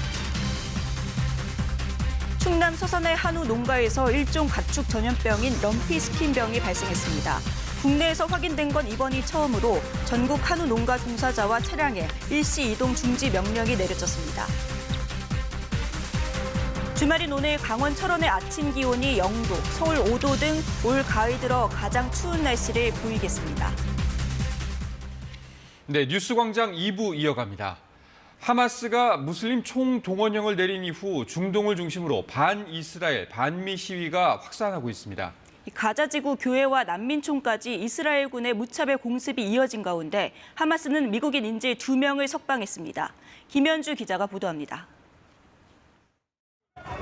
대형 팔레스타인기를 든 시위대가 거리를 활보합니다. 수천 명의 사람들이 팔레스타인을 지지하는 구호를 외칩니다. 하마스 1인자 이스마일 하니예가 무슬림 총동원령을 내린 이후 반이스라엘과 반미 시위는 중동 지역을 중심으로 빠르게 확산하고 있습니다. मामला नहीं है, कोई जमाती मामला नहीं है, ये मामला दीन का है। जैसे हम निकले ऐसे और भी लोग आए ताकि हम उनके साथ यूनिटी जाहिर कर सकें क्योंकि इत्तेहाद में बरकत है। 이에 앞서 현지 시각 19일 밤에는 피란민 500명이 대피해 있던 가자지구 북부 그리스 정교회가 이스라엘 공습을 받아 수많은 사상자가 발생했습니다. I am a Christian in Gaza. You are impossible informed in Gaza. I am a Christian in Gaza and Muslim in Gaza. 북부 난민촌도 공습으로 20명 가까이 숨졌고 피란민 110만 명이 몰린 남부 지역에도 폭격이 계속되고 있습니다. 가자지구 보건부는 이스라엘의 공습으로 20일까지 최소 4,137명이 숨지고 13,100여 명이 다쳤다고 밝혔습니다. 이스라엘의 경우 1,400여 명이 숨진 것으로 집계돼 양측 사망자는 5,500여 명으로 늘었습니다. 이런 가운데 하마스는 억류 중인 미국인 인질 2명을 인도적 이유로 석방했다고 밝혔습니다. 풀려난 미국인 모녀는 유대 명절을 지내려고 이스라엘에 왔다가 지난 7일 납치된 것으로 알려졌습니다. 미국 바이든 대통령이 인질 석방에 대해 매우 기쁘다고 밝힌 가운데 이스라엘 매체는 인질 석방이 하마스가 지상전을 피하려는 속셈이라는 분석을 내놨습니다. KBS 뉴스 김현주입니다. 이스라엘의 봉쇄로 생필품과 의약품 공급까지 바닥나면서 상황은 더 극한으로 치닫고 있습니다. 현재 가자지구 주민들에게는 하루하루가 생사의 갈림길인데요. 유일한 생명줄인 이집트 국경 라파 통로는 오늘 열릴 것으로 보입니다. 이하경 기자입니다. 피란민들이 몰려든 가자 남부 칸 유니스의 시장입니다. 통조림처럼 조리를 안 해도 먹을 수 있는 식품은 거의 바닥이 났습니다. 그나마 구할 수 있는 건 날것으로 먹어야 하는 곡식뿐입니다. في كثير اشياء نقصد زي الطحينه اهم حاجه الطحين يعني يصير الرخيص اللي كان ممول الناس زي المصري مش موجود الغالي. 구호품을 실은 트럭 수백 대가 이집트 국경 라파 통로에서 대기 중이지만 아직 국경을 넘지 못했습니다. 도로 보수가 지연되면서 통로 개방은 당초 예상보다 하루 늦춰진 오늘쯤 가능할 걸로 유엔은 전망했습니다. 구호 물품이 들어가기 시작하더라도 통로가 계속 열려 있을지는 미지수입니다. 구호 물품이 민간인들에게 제대로 전달되지 않을 경우 통로는 언제든 다시 닫힐 수 있기 때문입니다. The Israelis have very serious concerns about the diversion of humanitarian assistance. They're worried that assistance that goes in will be diverted to Hamas. 1차로 들어갈 물품은 트럭 20대 분량의 물과 식량, 의약품입니다. 하지만 유엔은 가자지구 주민 약 200만 명을 지원하려면 하루 트럭 100대 분량은 필요하다는 입장입니다. 특히 가능한 한 빨리 가자지구 안으로 연료가 공급될 수 있느냐가 관건입니다. But one of the most critical items which need to be added to that convoy is fuel. Fuel to make sure these desalination plants can run. Fuel to make sure these bakeries can run. 이런 가운데 중동 국가 정상들은 오늘 이집트 카이로에 모여 지속적인 구호물자 반입 방안 등을 논의할 예정입니다. KBS 뉴스 이하경입니다. 이스라엘과 하마스 간 교전이 벌써 2주를 지나고 있습니다. 피란처로 쓰이는 병원에선 폭발이나 수백 명이 숨졌고 고립된 가자지구 주민들은 먹고 마실 것도 없이 생사의 갈림길에 서 있습니다. 하마스 대변인은 얼마 전 KBS와의 인터뷰에서 이스라엘의 폭압에 맞서 자신들도 살기 위해 싸운다고 했는데요. 이번엔 이스라엘 측 고위 관계자들을 만나 현재 상황과 미래 전망을 물어봤습니다. 두바이에서 우수경 특파원입니다. KBS와 단독으로 만난 이스라엘 방위군 대변인. 먼저 병원 참사 책임이 누구에게 있는지 물었습니다. Yes, we know that it was a Palestinian Islamic Jihad rocket by admission, by technology, and by intelligence. 못 믿는 사람들도 많다. 증거의 신빙성을 어떻게 담보하느냐는 질문엔 이렇게 답했습니다. Hospitals are not a target. They must not be targeted. We operate within the realm of international law, of the laws of armed conflict. 국제기구와 협조해 병원의 위치 등을 계속 파악하면서 작전 중이라고도 말했습니다. 여전히 지상전을 준비 중이며 정부 결정만 남았다고 했습니다. Indeed, we are escalating our activities, and up until now, we've recruited some 300,000 reservists in order to be prepared for a potential ground operation if the government instructs us to do so. That is where we stand at the 인질 석방은 최우선 목표로 군 작전에 영향을 미친다고 밝혔습니다. 한국 언론과는 처음으로 만난 총리실 고위 관계자 또한 이를 뒷받침하면서 조건 없는 석방을 강조했습니다. So is there any negotiation still going? No. No. The hostages must be released unconditionally and immediately. That is our position. 전선 확대 가능성에 대해서는 강력 대응을 시사했습니다. We've seen infiltration attempts also from the border across the northern frontier, and indeed the IDF is taking the necessary precautions to be very strong on the border. 이란, 시리아뿐만 아니라 레바논에도 경고했습니다. If Hezbollah forces a war between Israel and Lebanon, it will be a tragedy of immense proportions for the people of Lebanon. 두 관계자는 미국이 놀라울 정도로 지원하고 있으며 이는 이란과 다른 무장단체들에게 강력한 경고를 보여준다고 강조했습니다. 두바이에서 KBS 뉴스 우수경입니다.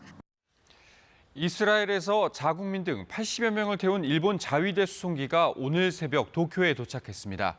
탑승객 가운데 19명은 한국인과 그 가족이었습니다. 도쿄 박원기 특파원의 보도입니다. 아직은 어두운 새벽, 항공기 한 대가 활주로에 내립니다.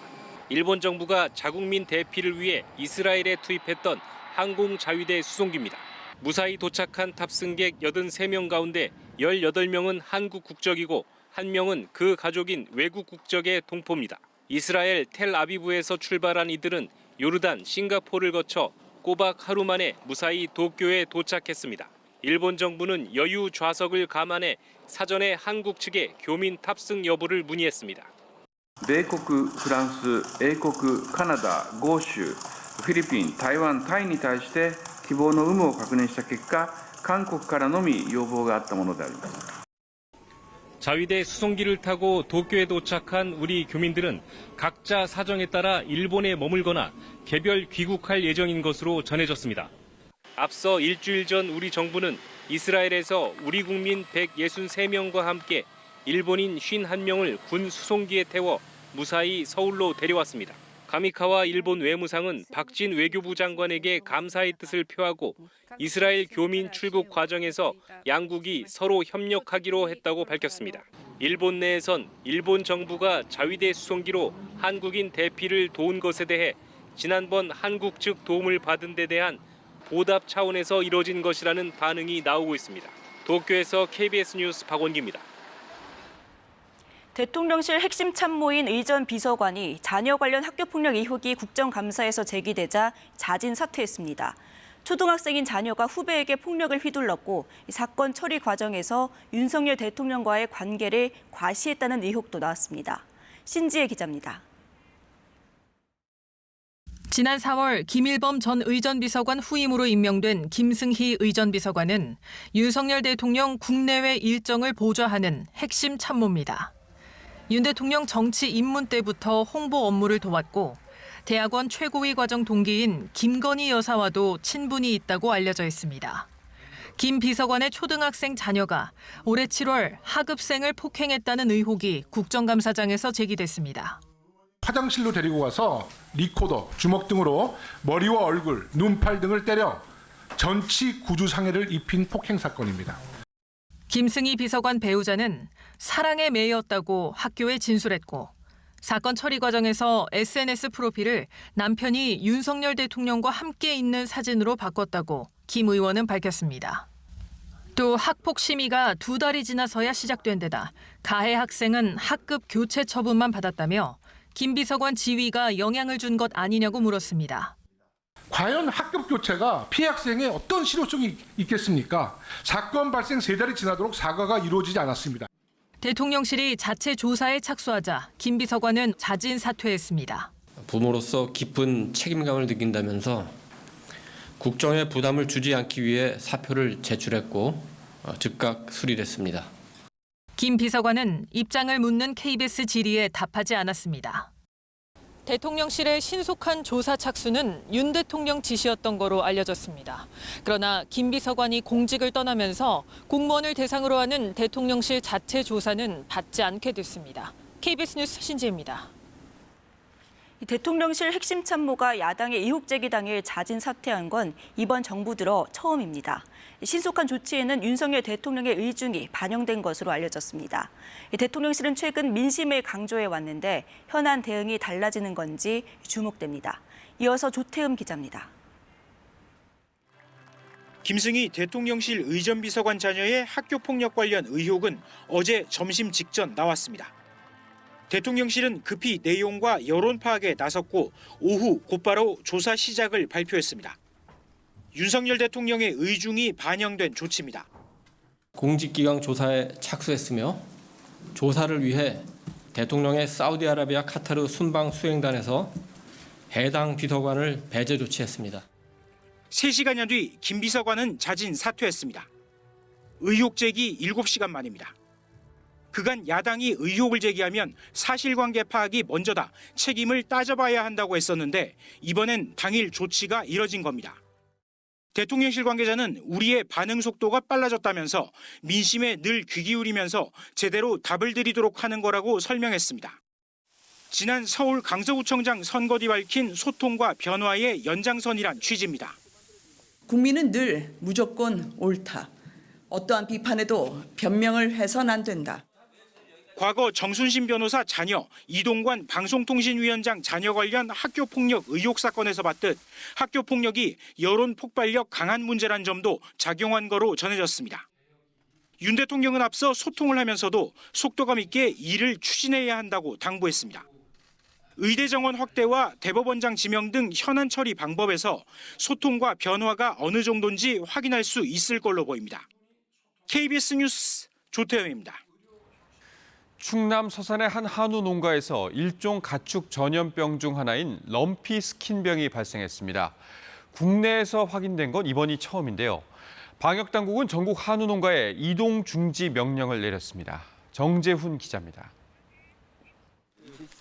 한우 농가 입구에 출입 금지선이 쳐졌습니다. 방역당국은 축사 주변을 소독하고 있습니다. 키우던 소에서 피부병과 식욕 부진이 관찰됐다는 농장주의 신고를 받고 농림축산식품검역본부가 시료를 채취해 조사한 결과 일종 가축 전염병인 럼피스킨병으로 확인됐습니다. 럼피스킨병이 국내에서 확인된 건 이번이 처음입니다. 소가 밥이 안 먹어서 구청원장 전화해서 밥 안 먹길래 이제 곧바로 전화했더니 의사 선생님이 판단하고 그렇게 자. 농장에서 키우던 한우 41마리는 예방적 매몰 처분이 결정됐습니다. 감염 경로 등에 대한 역학조사도 이루어지고 있습니다. 방역당국은 모기나 진드기를 통해서 해외에서 유입됐을 가능성에 무게를 두고 있습니다. 국내에서 그동안 한 번도 발생이 없었고 계절적으로 보면 좀 모기 매개체로 전염되는 질병인데 가축위생방역본부와 충남도는 추가 확산을 막기 위해 해당 농장의 출입을 통제하고 주변 10km를 방역대로 설정했습니다. 방역대 안에는 축산농가 184곳에서 7,800여 마리의 한우를 키우고 있습니다. 농식품부와 충청남도는 백신 접종과 추가 매몰 처분 등을 검토하고 있습니다. 중앙정부의 그 세부 계획에 따라서 그것이 백신을 할 것인지 아니면 살처분을 더 확대할 것인지 그에 따라서 처리된 처리 계획입니다. 방역당국은 발생지 인근 가축시장 10곳은 잠정 폐쇄하고 전국 한우 농가에 일시 이동 중지 명령을 내렸습니다. KBS 뉴스 정재훈입니다. 국내에선 처음 발병한 럼피 스킨병. 이름부터 낯선 가축 전염병입니다. 폐사율과 전파력이 구제역과 매우 비슷한 수준인데요. 빠른 백신 접종을 통해 피해를 줄일 수 있습니다.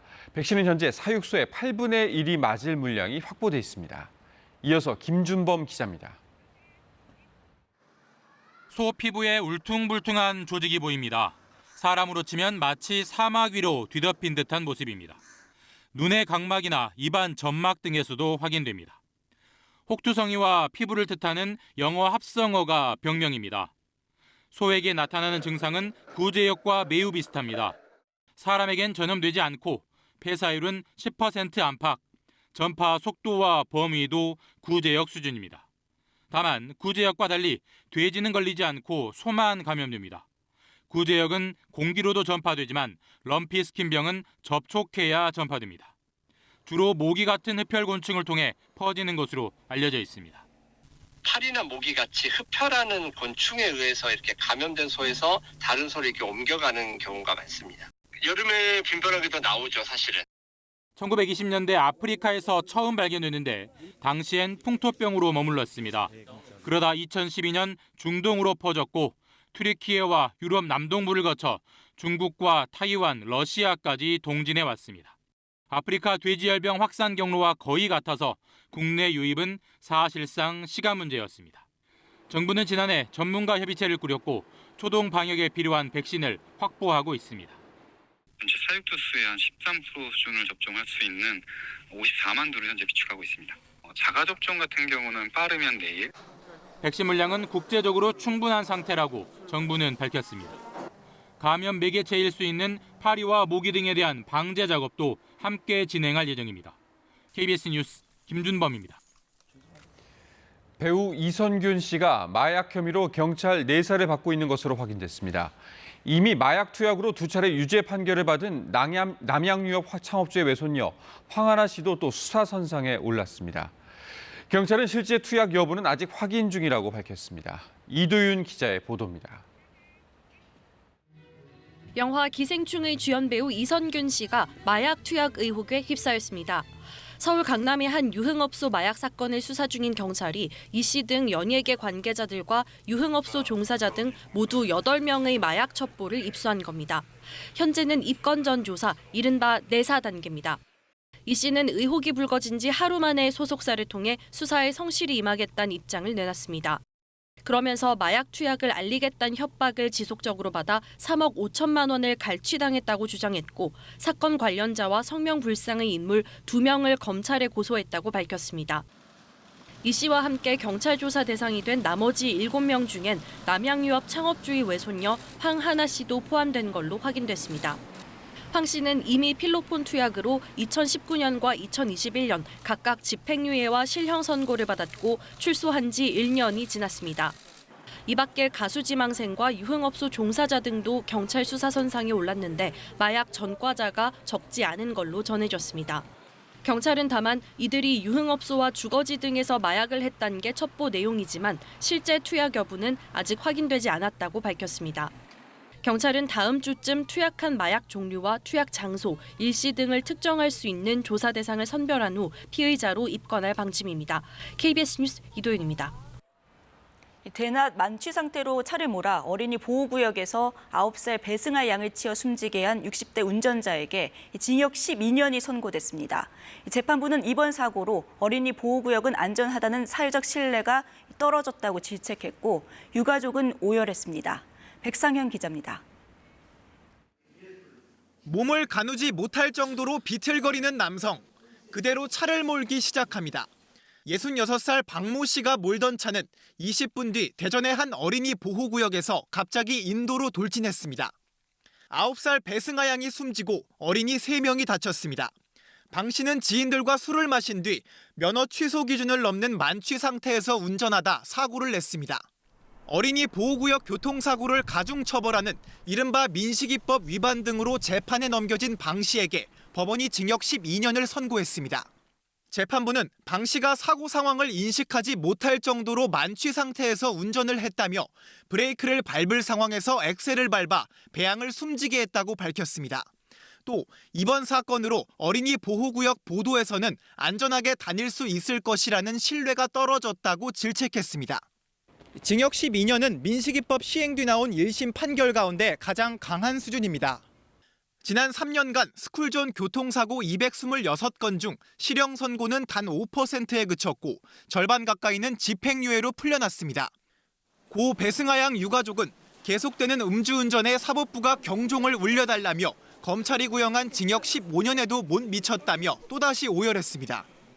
제가 여기 서 있을지 몰랐듯이 내일은 다른 누군가가 여기 서 있을 수가 있거든요.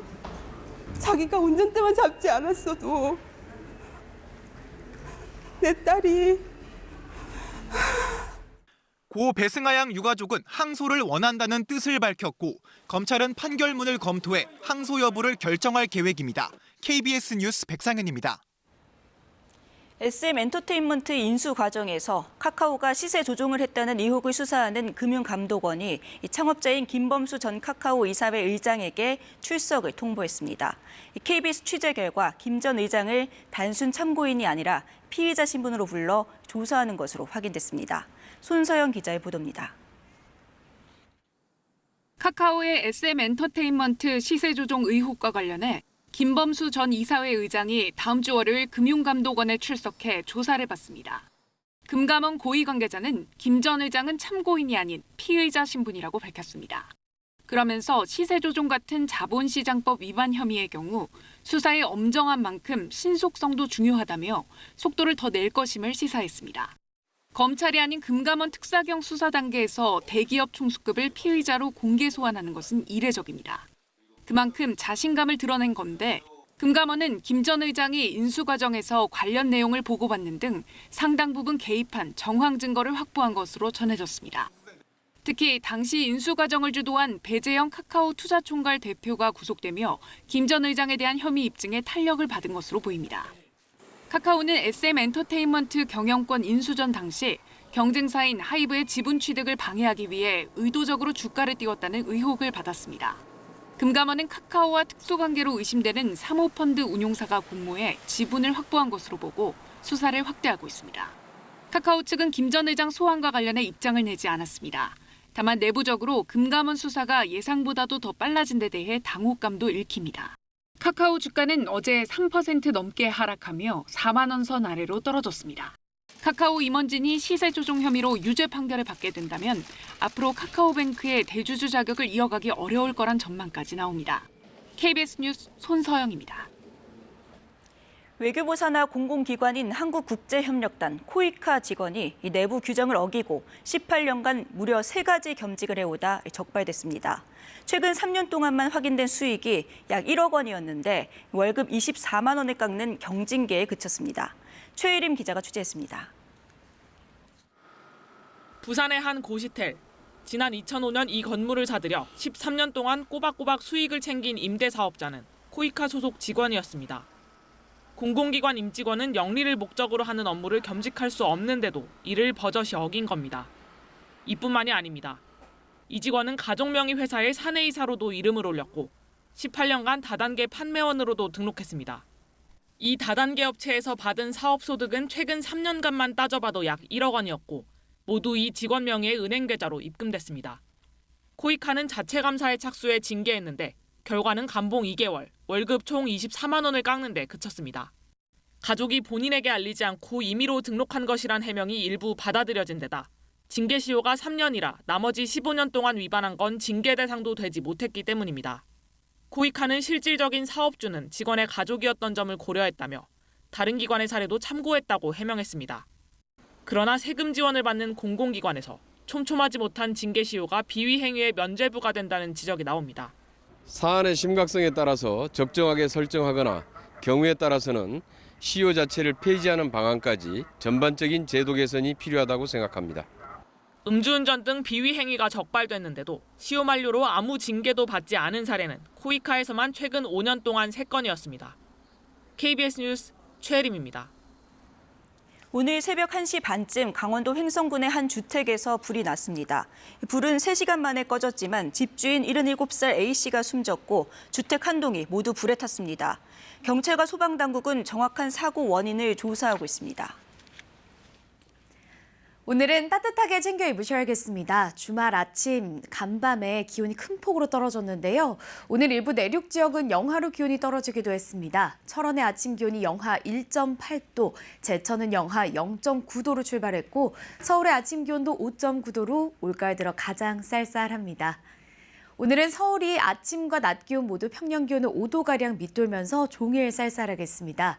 내일 낮부터 기온이 점차 오르면서 추위는 누그러지겠습니다. 지금 서해안 지역과 제주, 울릉도, 독도에는 강풍주의보가 발효 중인데요. 오전까지 순간 최대 풍속 초속 20m 안팎의 거센 바람이 불겠습니다. 아침까지 경기 일부 지역과 강원 높은 산지에는 눈이 날리는 곳도 있겠습니다. 현재 기온은 어제 아침보다 3도에서 8도가량 낮습니다. 서울이 7.7도, 진주 4도 가리키고 있고요. 한낮 기온은 서울 15도, 부산 20도로 어제와 비슷하겠습니다. 바다의 물결은 모든 해상에 풍랑주의보가 내려진 가운데 최고 4m 안팎까지 거세게 일겠습니다. 당분간 일교차가 크게 벌어지겠고요. 서풍이 불면서 강원 영동 지역의 대기는 점차 건조해지겠습니다. 산불 조심하셔야겠습니다. 날씨 정보 전해드렸습니다. 직장 내 괴롭힘과 성희롱 사건이 여러 차례 불거졌던 신협에서 또 괴롭힘 사건이 발생했습니다. 부장이 부하 직원들에게 안마를 해달라고 하거나 흰머리를 뽑게 시키고 주먹에 머리를 들이받게 했다는 겁니다. 신협중앙회는 이딴 직장 내 갑질 논란에 조직문화 혁신 추진안까지 만들었지만 또 불거진 괴롭힘 사건에 경징계만 내렸습니다. 신현욱 기자의 보도입니다. 임직원이 20명가량인 서울 지역의 신협 본점입니다. 이곳에서 일하는 직원들은 근무 시간에 종종 탕비실에 불려갔다고 했습니다. A 부장의 호출이었는데 안마를 하거나 흰머리를 뽑으란 게 이유였습니다. 어떤 직원은 힘이 약해서 안마가 시원치 않다. 근데 누구 씨는 힘이 세서 너무 시원하다. 흰머리 뽑는 것도 저뿐만 아니라 다른 직원들한테도 하나씩 뽑아달라고. 업무 실수를 했을 땐 고객 앞에서 모욕적으로 질책하기도 했습니다. 실수를 하거나 SC에 군대에서도 안 하는 50kg, 100kg 박아라. 금융실명제를 위반하란 업무 지시를 한 경우도 있었습니다. 자신과 친한 고객들의 금융 업무를 대신 처리해주게 한 겁니다. 홍길동이라는 이름을 찾아서 예금 제치해서 이자는 어디로 보내라. 전표 뒷면에 저희가 한 게 아니고 부장이 시켜서 했습니다. 갑질과 부당한 지시가 반복되자 결국 직원 절반 이상이 뜻을 모아 노동청 등에 신고를 했습니다. 하지만 6개월에 걸친 신협중앙회 감사 결과는 감봉 3개월. 직원 괴롭힘 등이 인정된다면서도 경징계에 그친 겁니다. 폭력까지는 없었던 거죠. 가해자가 또 남직원이었다 모르는데 또 여직원이고. 그리고는 위법한 지시를 따른 직원들에게도 경고 처분을 내렸습니다. 가해자와 피해자가 똑같은 징계를 받는다는 거는 저는 생각을 못했어요. A 부장은 취재진을 만나 직장 내 괴롭힘 의혹을 부인했습니다. 피해 직원들하고 주장하는 게 너무 이게 틀리기 때문에 제가 굳이 여기서 들을 말씀은 없어요. 고용노동부 관악지청은 별도 징계위원회를 꾸리라고 행정지도 했지만 해당 신협은 이행하지 않았고 과태료 160만 원을 부과받았습니다. KBS 뉴스 신현욱입니다. 지역 농협에서도 직장 내 갑질 논란이 끊이지 않습니다. 이번엔 경기도의 한 지역 농협장이 무려 7년에 걸쳐 직원에게 자신의 별장 잡초를 깎으라고 시키는 등 갑질을 했다는 의혹이 불거졌습니다. 정혜주 기자입니다. 경기도 김포의 한 농협 조합장과 직원 간 SNS 대화입니다. 조합장이 사진을 보내면서 풀이 많더라고 하자 직원이 확인하겠다고 답합니다.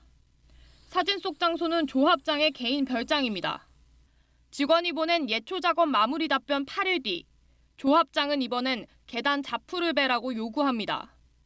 조합장과 식품 담당 직원 A씨 간의 이런 대화는 2015년부터 지난해까지 이어졌습니다. 밭을 갈아야 되는데 뭐 장비가 있냐 있어가지고 한번 해보겠습니다. 해가 지날수록 풀 좀 깎을 수 있냐. 조합장의 부적절한 지시는 퇴근 후나 휴일을 가리지 않았고 폭염도 아랑곳하지 않았습니다. A씨는 한 해에 많게는 10차례 정도 별장 관리 일을 해야 했다고 말했습니다. 손볼 곳이 많을 때는 연차까지 내고 별장에 갔고 A씨의 가족도 투입됐습니다. 도와주세요. 그래서 간 거지. 돈을 주더라고. 조합장이 해서 주는 줄 알았지, 이거를. 그냥 알고 보니까 우리 아들이 다 냈더라고. 해년마다 갔어요. 조합장의 장인상 때는 직원들이 근무표까지 짜서 동원되기도 했습니다. 전형적인 갑질이었지만 눈밖에 났다가는 언제 잘릴지 몰라 7년간 묵묵히 견뎠다고 했습니다. 뭐 인사라든지 시켰다든지 그런 것들 때문에 이제 뭐 승진을 아예 안 시켜주는. A씨는 결국 지난 8월 국민신문고에 신고했고 노동청과 농협중앙회는 조사에 착수했습니다. 중소규모 사업장이에요. 그러다 보니까 조합장과 그 직원 사이에 그 물리적인 거리가 가까워서 직장 내 괴롭힘이 발생할 가능성도 좀 더 큰 것 같아요. 해당 조합장은 A씨가 자발적으로 도와줘 놓고 자신과 사이가 틀어지자 비방하는 거라면서 갑질 의혹은 사실이 아니라고 부인했습니다. KBS 뉴스 정혜주입니다. 정부가 어제 지역 필수 의료를 살리기 위한 대책을 내놨습니다. 구체적인 의대 정원 확대 규모에 대해서도 본격적인 논의가 이뤄질 것으로 보입니다. 정세배 기자의 보도입니다. 지역의 필수 의료를 살리기 위한 대책이 나온 다음 날 곧바로 열린 관계장관 회의에서는 앞으로 남은 구체적 과제들이 줄줄이 언급됐습니다. 인력 재배치, 필수 의료 수가 인상, 의료사고 부담 완화, 지방 인재 배려 및 교육 정책과의 연계 등 다양한 정책들이 함께 추진되어야 합니다. 이번 정부 대책의 방향성에 대해서는 의료계를 포함해 대부분 공감하는 분위기입니다. 그러나 세부 항목에서는 앞으로 해결해야 할 부분이 적지 않습니다. 우선 각 지역에서 거점 역할을 하는 국립대 병원에 대한 지원 문제입니다. 소관부처가 교육부에서 복지부로 바뀌면서 예산이나 인력에 대한 규제가 완화되는 건 긍정적이지만 늘어나는 인력과 예산이 필수 의료 분야에 직접 투입되는 게 중요합니다. 한 국립대병원 관계자는 피부에 와닿는 정책이 중요하다며 단순히 전체 예산만 늘리는 정책이라면 효과가 없을 것이라고 말했습니다. 여기에 지역의 다른 민간 의료기관까지 국립대병원이 총괄 조정하도록 한 부분도 쟁점입니다. 국립대병원의 권한을 지금보다 늘리겠다는 게 정부 방침이지만 경쟁자인 민간병원이 협력에 참여할 수 있도록 유인을 제공하고 정부의 적극적인 관여도 필요하다는 의견입니다.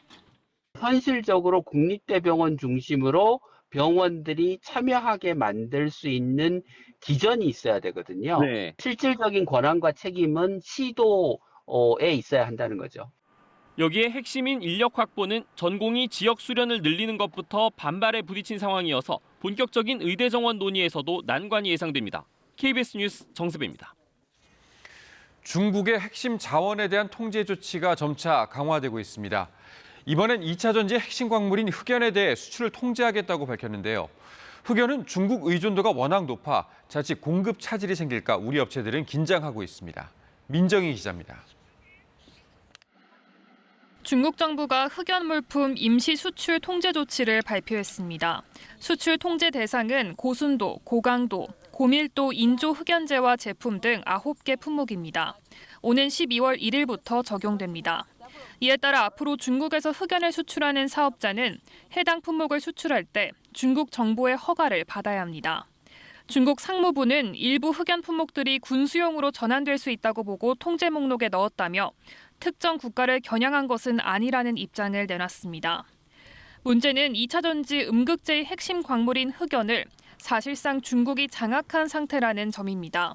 우리나라는 지난해 기준으로 흑연 수입량의 93% 이상을 중국에 의존하고 있습니다.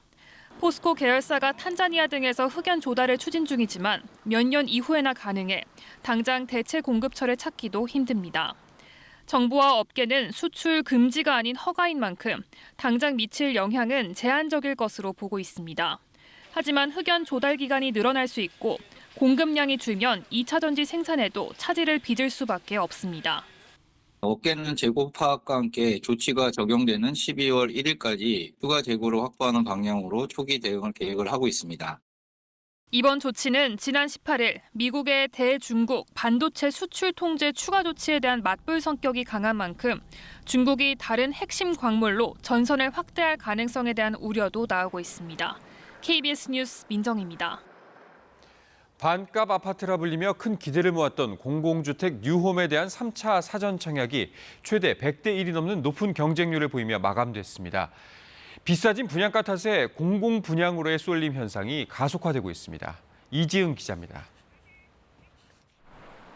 수도권 지하철 5호선역 인근의 서울 마곡동 부지 260가구가 공공분양될 예정인데 사전 청약에 18,000여 명이 몰렸습니다.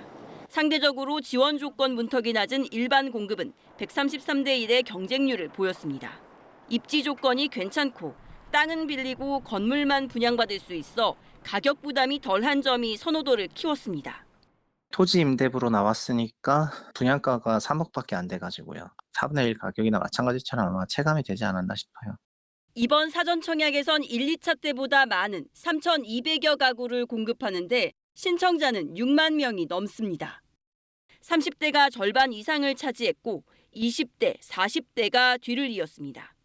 연이은 공공분양 흥행과 달리 민간분양 실적은 올해 계획 물량의 절반에도 못 미칩니다. 최근 한 수도권 대단지에선 1순위 분양이 미달됐고 청약 포기도 속출하고 있습니다. 대부분의 민간 아파트는 분양가 상한제를 적용받지 않아 분양가가 치솟는 데다 시중금리도 여전히 높기 때문입니다. 마음에 드는 아파트 있으면 청약 넣고 했었는데 요즘은 분양가가 너무 많이 높아져서 요즘은 좀 지원하기가 쉽지 않더라고요. 체감하기로는 한 20% 정도는 높아진 것 같기는 해요. 공사비가 오르면서 분양가 인상이 예상되는 상황에서 공공분양 쏠림 현상은 한동안 심화될 거로 전문가들은 내다보고 있습니다.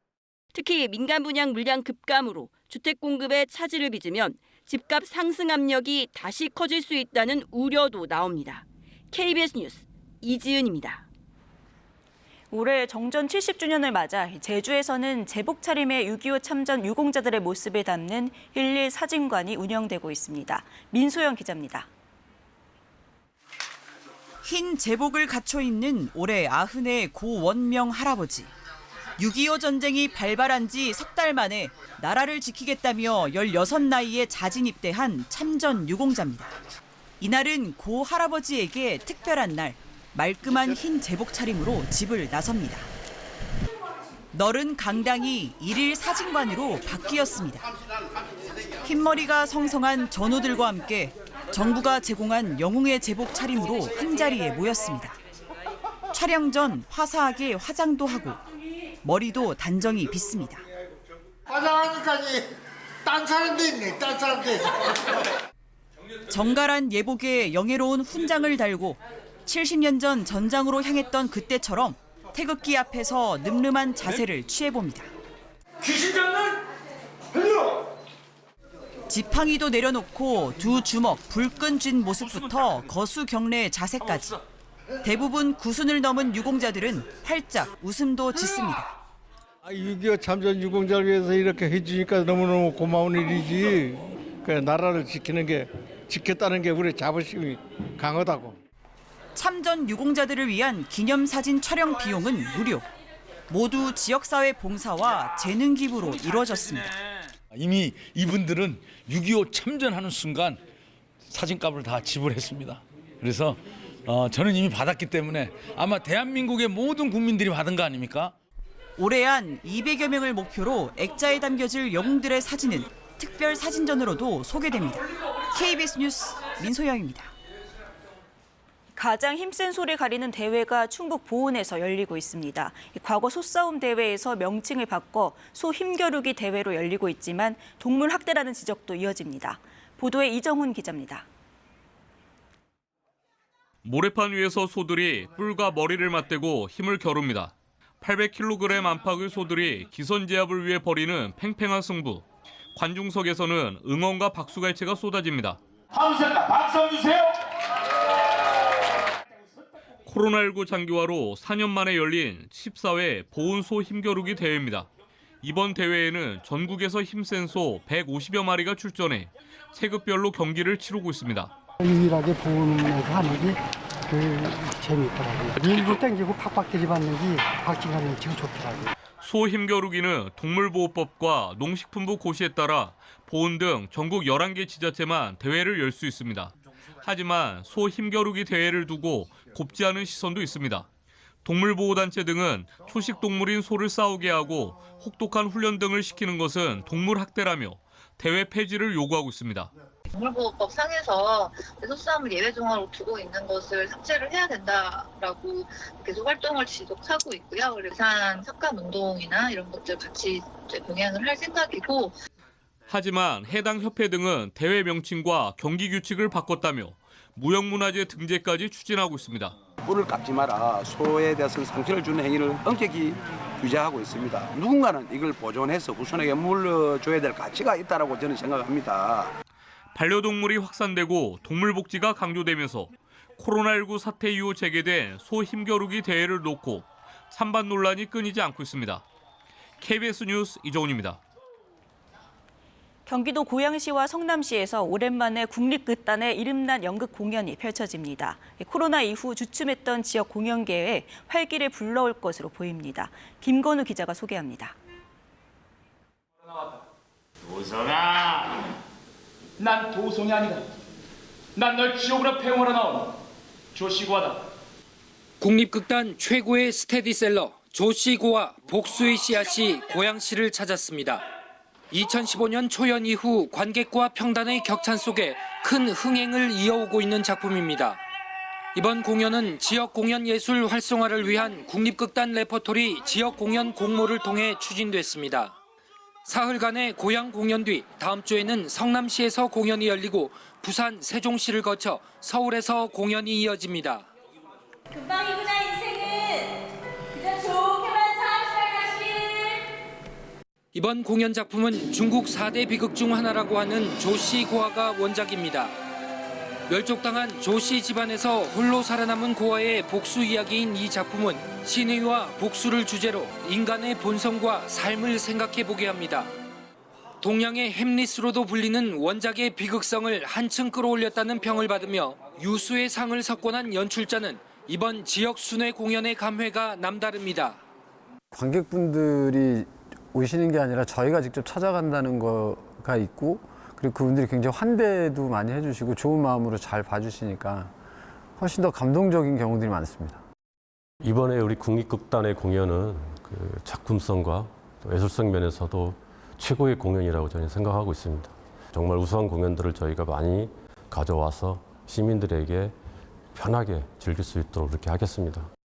올해 아람 스포트라이트 시리즈의 하나로 이번 공연을 유치한 고양문화재단은 다음 달에는 서울시 오페라단의 투란도트 공연을 엽니다.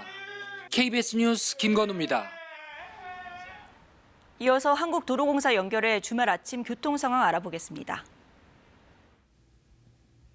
오늘 가을 나들이 떠나시나요? 고속도로는 지난 주말보다 이번 주말이 더 혼잡하겠는데요. 특히 오전 11시 때가 가장 불편하겠습니다. 벌써 외곽 쪽으로 차가 많습니다. 오전 8시에 출발했을 때 서울에서 양양까지는 3시간 10분, 부산까지는 6시간 20분 정도 예상됩니다. 지역으로 봤을 때에는 주로 경기권이 가장 힘겨운데요. 15번 서해안고속도로 외곽 쪽으로는 비봉에서 화성휴게소, 서평택을 중심으로 총 17km 정도 막히고요. 1번 경부선도 오산과 남사 사이 그리고 천안 일대에서 각각 7km 구간 정체입니다. 강원권으로 이동하시나요? 50번 영동선은 용인 지역 정체가 꾸준하게 이어지고 60번 서울 양양선도 덕소 3패에서 화도까지 12km 구간 막힙니다. 51번 광주 원주간고속도로 원주 쪽으로는 초월 부근에서 2km 구간에서만 속도가 떨어집니다. 네, 모든 좌석 안전띠 잘 매주시고요. 고속도로 교통방송이었습니다.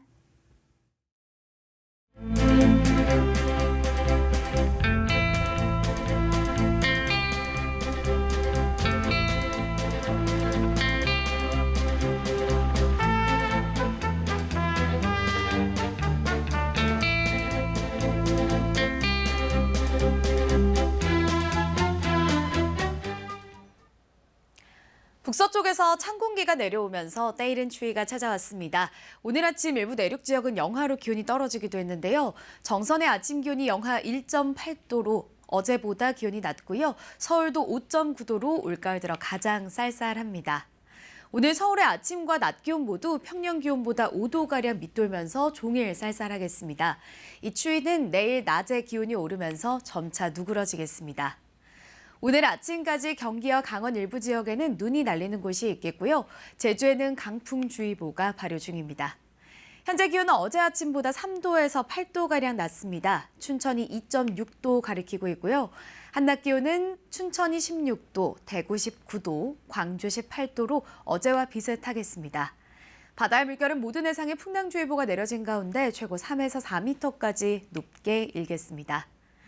당분간 일교차가 15도 안팎으로 크게 날 것으로 예상되고요. 또 동쪽 지역은 점차 대기가 건조해지겠습니다. 산불이 나지 않게 불조심하셔야겠습니다.